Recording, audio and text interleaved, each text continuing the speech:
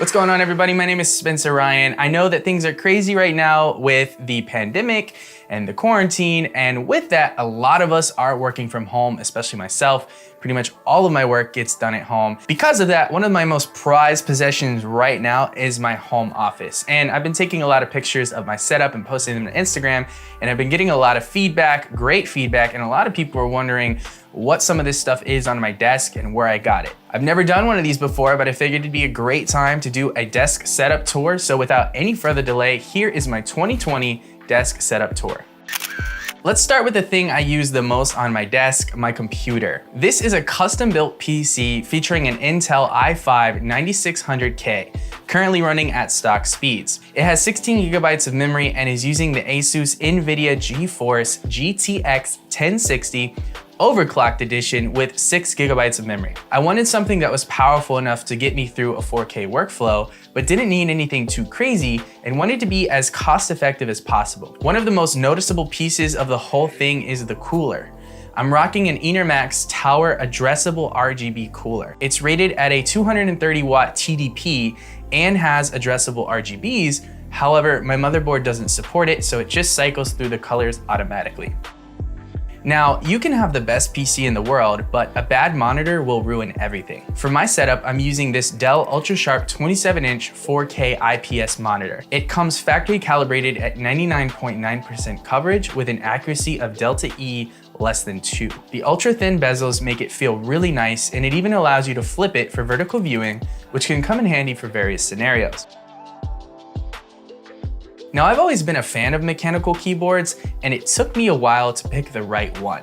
I stumbled upon this Royal Kludge wireless Bluetooth mechanical keyboard, and it seemed to fit the bill for everything I wanted. Wireless, tactile blue switches, and it was white, which was a huge bonus.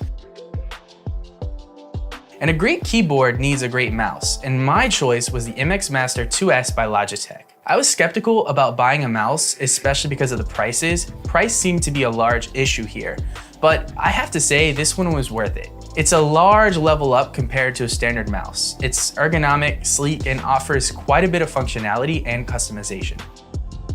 One thing that's been getting a lot of attention recently on my desk is this felt mouse pad. There's nothing special about it. I picked it up on Amazon for about $15 and it does its job. It's a little itchy, but you get used to it. Sitting at a computer all day has me a little concerned about carpal tunnel syndrome. Delta Hub was kind enough to send me their Carpio for this exact reason. It's a little minimalistic device that sits under the wrist of your hand and slides with your mouse. I actually think that this is one of the most useful things out of my whole setup, and I highly recommend it.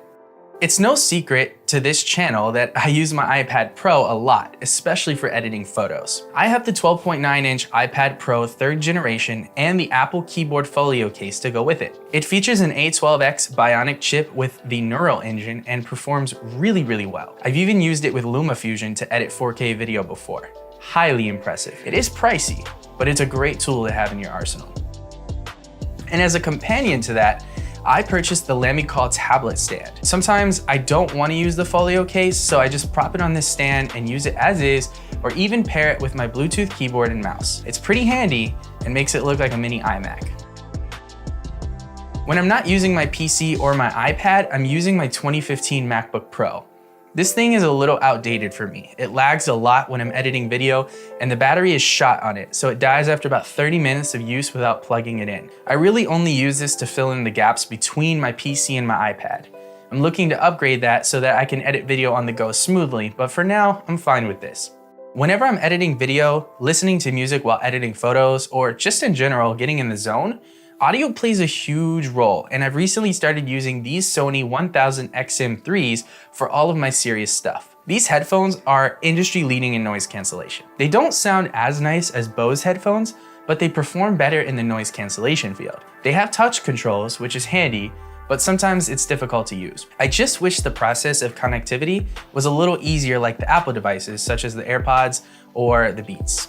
Overall though, they are probably the best bang for your buck right now, and I think they're great headphones. For general input and output, I have two accessories. One is this USB Type-C adapter for my iPad Pro.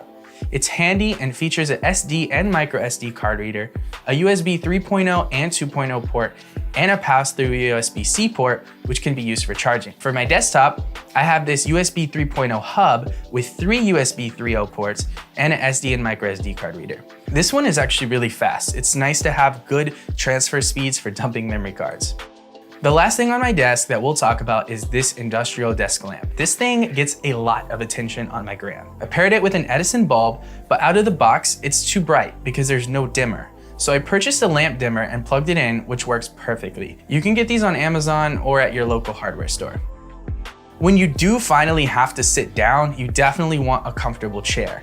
I'm using this gaming chair by GTP Office. It's held up really well for me and offers lumbar support and a pillow to rest your head on. I like it a lot and it matches the aesthetic of my desk setup well. We've talked about everything on the desk, but let's talk about the desk itself. Autonomous sent me their SmartDesk 2 and it's perfect for my situation. I have a video about this in the past where I review it, so I'll put that link in the description below.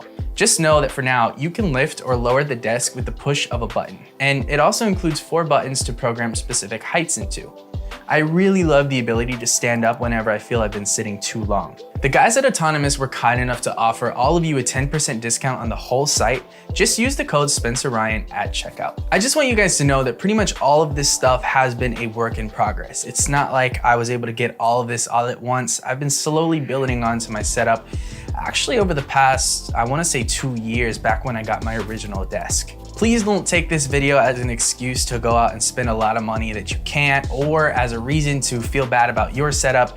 This is mainly a way for you to see how all of this has come together, give you a little bit of inspiration, and maybe you can pick out some pieces that you really like about mine that you can add to yours. At the end of the day, it's all about being creative and doing what you like, not what everyone else likes. So start with something that you love and build onto that. That's actually a suggestion that Michael Soledad made on his Instagram live video. It was really great tip. So I highly recommend just honing in on what you love and building on top of that. Links to purchase any of these that I've talked about are going to be found in the description below, with the exception of the MacBook Pro. I don't really think anyone wants a 2015 MacBook Pro right now, but you can always go to Apple's website and pick one up there. Let me know what your guys' favorite part of my setup was in the comments below, or if you have any questions, comments, concerns, whatever the case may be, throw it in there. Press the like button if you liked this video and subscribe if you haven't already to see more videos like this. And as always, I'll see you guys on the next video. Peace.